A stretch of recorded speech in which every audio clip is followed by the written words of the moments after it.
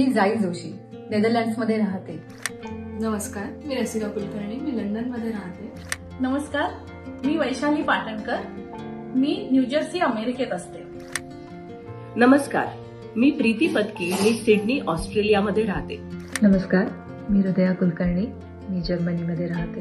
नमस्कार, मी प्रियंका अजित देशपांडे, राहणार सिंगापूर.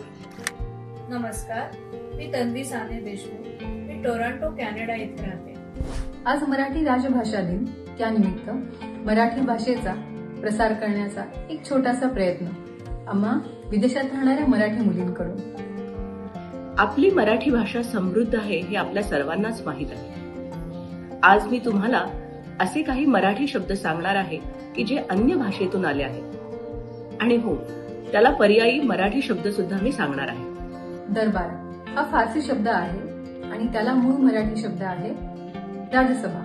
तसेच घर हा मूळ फारसी मराठी शब्द असून त्याला मूळ शब्द आहे गृह.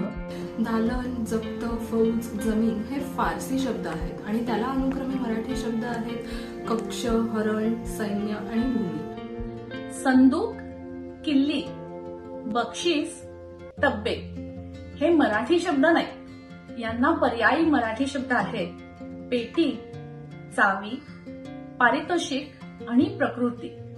नर्तकी, खुर्ची, तारीख हे फारसी शब्द आहेत आणि त्यासाठी पर्यायी मराठी शब्द आहेत नृत्य, चारपाई आसन आणि दिनांक. मराठी भाषेसाठी स्वातंत्र्यवीर सावरकरांचे योगदान हे अत्यंत बहुमूल्य आहे.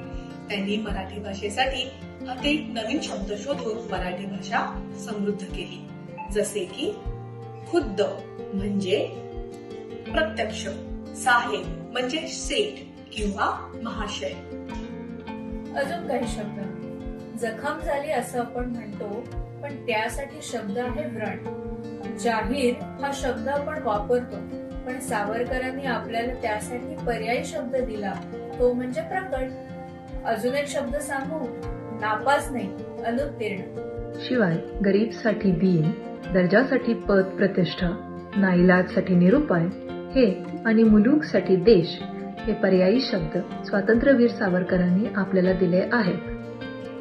मराठी भाषा तेव्हाच जतन होईल जेव्हा ती रोज बोलली जाईल. त्यामुळे आज मराठी राजभाषा दिनानिमित्त आपण एक नियम करूया, जितकं शक्य आहे तितकं मराठीत बोलूया. रोलिंग स्कोप तर्फे तुम्हा सगळ्यांना